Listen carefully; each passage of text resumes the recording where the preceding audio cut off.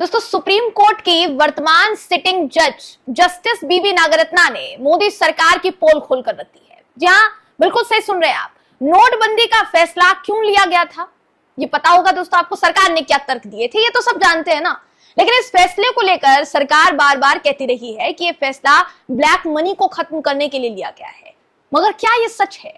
इसका जवाब तो तभी पता चल पाएगा दोस्तों जब सुप्रीम कोर्ट मामले को लेकर फैसला, हो सकता है आगे जो है उस पर विचार किया जाए। लेकिन फिलहाल ये फैसला सुनाया जा चुका है। उसमें एकमात्र जस्टिस बीवी नागरत्ना ही थी जिन्होंने पूरी बेंच से हटके, पूरी बेंच से अलग फैसला सुनाया था। आज उन्होंने फिर एक बार नोटबंदी के फैसले पर बड़े सवाल खड़े कर दिए हैं दोस्तों। बाकी पूरा मामला जानने के लिए आपको पूरा वीडियो देखना पड़ेगा, आखिर तक बने रहिएगा।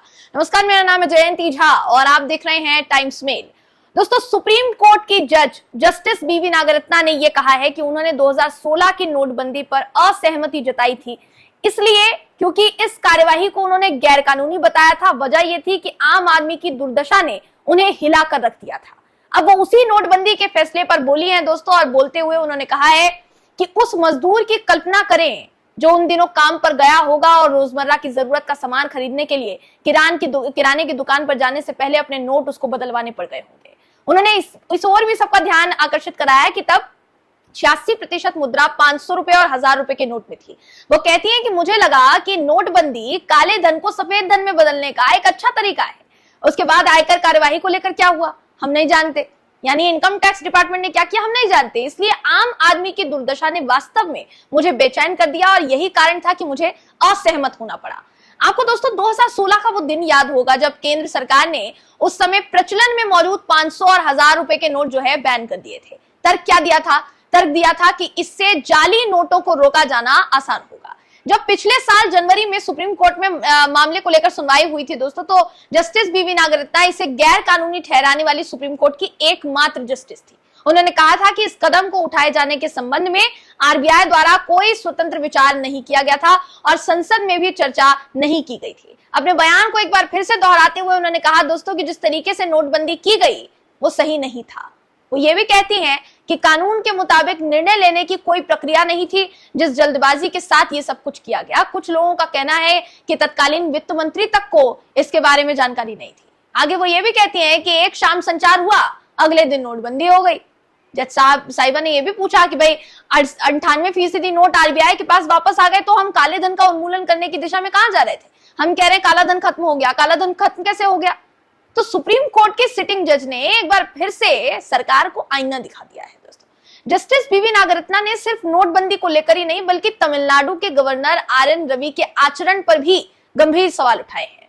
जस्टिस नागरत्ना आगे कहती हैं दोस्तों कि मुझे राज्यपाल कार्यकाल से अपील करनी चाहिए कि एक संवैधानिक पद है, राज्यपालों को संविधान के मुताबिक अपने कर्तव्यों का निर्वहन करना चाहिए, जिससे कि इस तरीके की मुकदमेबाजी जो है अदालत में ना आए, अदालत में इस तरीके की मुकदमेबाजी कम हो। राज्यपालों को किसी काम को करने या न करने की कहना यह काफी ज्यादा शर्मनाक है। राज्यपालों को संविधान के अनुसार काम करना चाहिए। आपको ये याद होगा दोस्तों, थोड़े समय पहले तमिलनाडु के गवर्नर को लेकर खबर सामने आ रही थी कि एक मंत्री को शपथ दिलानी थी, उनको किसी कारणवश किसी मुकदमे की वजह से उन्हें अमान्य करार दे दिया गया था। उसके बाद उनको फिर से शपथ दिलानी थी और खबरें ये सामने आई कि तमिलनाडु के गवर्नर ने ऐसा करने से इनकार कर दिया है।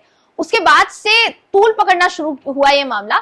सबसे ज्यादा हैरानी इस बात पर हुई कि मामले पर फैसला जो है सुप्रीम कोर्ट की तरफ से सुनाया गया था। खुद देश के मुख्य न्यायाधीश CJI DY चंद्रचूड़ तक ने इस पर आपत्ति जताई कि भाई जब हमारी तरफ से फैसला दिया जा चुका है तो फिर ना नकोर क्यों की जा रही है कि हम शपथ नहीं दिलवाएंगे तो हम शपथ नहीं दिलवाएंगे। हमारे फैसले को आप इस तरीके से हल्के में मत लीजिए। CJI DY चंद्रचूड़ ने कहा था दोस्तों, ये बहुत नाराजगी जताते हुए ये कहा था। तब ये मामला जो है सुर्खियों में आया कि CJI DY चंद्रचूड़ ने फटकार लगाई है गवर्नर को, तमिलनाडु के गवर्नर को। उसके बाद तक भी ऐसी कोई खबर सामने नहीं आई कि मामले में सुप्रीम कोर्ट के फैसले का सम्मान किया गया है और सम्मान करते हुए उस पर अमल किया गया है। ऐसी कोई खबर जो है दोस्तों सामने नहीं आई। लेकिन आप समझिए कि सुप्रीम कोर्ट के फैसलों पर गवर्नर का या राज्यपालों का जिस तरीके का रवैया है उस पर आपत्ति जताती हुई नजर आई है जस्टिस बीवी नागरत्ना। इसके अलावा नोटबंदी को लेकर उन्होंने जो कहा वो तो आपकी नजरों के सामने है ही। देखिए, नोटबंदी का जो फैसला था दोस्तों, किस कदर उसने देश की जनता के आम जनजीवन को प्रभावित किया, ये किसी से नहीं छिपा है। प्रधानमंत्री मोदी जी रात को आते हैं, कहते हैं अगले दिन से नोटबंदी हो जाएगी लागू, 500 और 1000 के नोट जो है वो बंद हो जाएंगे और ये फैसला जो है देश हित में लिया गया है। बहुत तरीके की बातें कही गई दोस्तों। अगले दिन मान लीजिए कि एटीएम के बाहर लाइनें, बैंकों के बाहर लाइनें, उस टाइम पे जिन घरों में शादी थी उन घरों के माता पिता किस कदर सड़क पर अपनी बेटी या अपने बेटे की शादी के लिए पैसे जुटाने के लिए दर दर भटक रहे थे, ये उनसे बेहतर कोई नहीं जान पाएगा। कई लोगों ने अपनी जान गंवा दी थी। ये था नोटबंदी का आलम, और उस पूरे मामले पर इतनी ज्यादा आपत्ति जताई गई, बावजूद इसके मामला जो है वो वापस नहीं लिया गया। हालांकि सुप्रीम कोर्ट की तरफ से उस पर जो फैसला लिया गया था, सुप्रीम कोर्ट की जो बेंच ने फैसला सुनाया था दोस्तों, सिर्फ जैसे मैंने शुरुआत में कहा, सिर्फ जस्टिस बीवी नागरत्ना इकलौती वो जज थी, वो जस्टिस थी जिन्होंने पूरी बेंच से अलग हट के फैसला सुनाया था। उन्होंने ही कहा था कि असंवैधानिक मुझे लगता है, और मैं इसमें सहमत नहीं हूं। बाकी सर्वसम्मति से तकरीबन संवैधानिक बेंच की 4 जजों ने इस पर सहमति जताई थी कि ये असंवैधानिक नहीं था, तो इसको हरी झंडी जो है दे दी गई थी।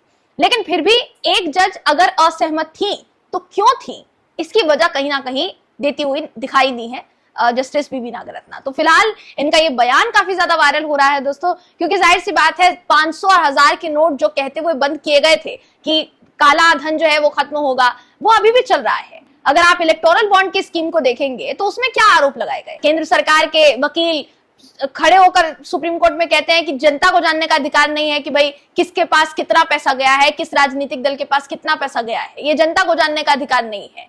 जबकि आरटीआई के तहत 2005 रूल के तहत दोस्तों जनता पूरी तरीके से हकदार है इस बात की कि किस पार्टी को कितना चुनावी चंदा जा रहा है, कौन सी पार्टी कितना चुनावी चंदा कमा रही है, उसको पता चले।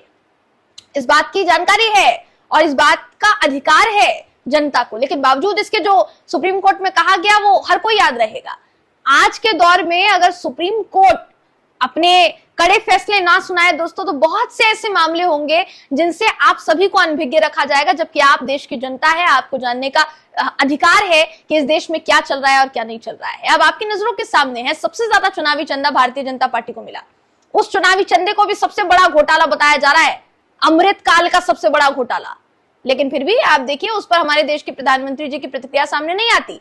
उसके बाद जब 600 वकील सीजीआई साहब को चिट्ठी लिखते हैं कि फलाना पार्टियां जो है अदालतों पर दबाव बनाने की कोशिश कर रही है, तो तुरंत फटाक से हमारे देश के प्रधानमंत्री जी का उस पर ट्वीट सामने आ जाता है, वो कांग्रेस को उसका जिम्मेदार बता देते हैं। तो ये भी दोहरा रवैया है दोस्तों जो साफ तौर पर नजर आता है। फिलहाल जस्टिस बीवी नागरत्ना का ये जो बयान है ये सुर्खियां बटोर रहा है, हर तरफ चर्चा का विषय बना हुआ है। हम इस पर आपकी राय जानना चाहेंगे कि आप इस पर क्या सोचते हैं। अपनी राय हमें कमेंट करके जरूर बताइएगा। अगर आपको ये वीडियो पसंद आया हो तो वीडियो को लाइक कीजिए, शेयर कीजिए, चैनल को सब्सक्राइब करना बिल्कुल भी ना भूलें। फिर मुलाकात होगी आपसे अगली वीडियो में, तब तक के लिए नमस्कार। अगर अभी तक आपने हमारे चैनल टाइम्स मेल को सब्सक्राइब नहीं किया है तो जल्दी से सब्सक्राइब कर दें और बेल आइकन भी प्रेस कर दें।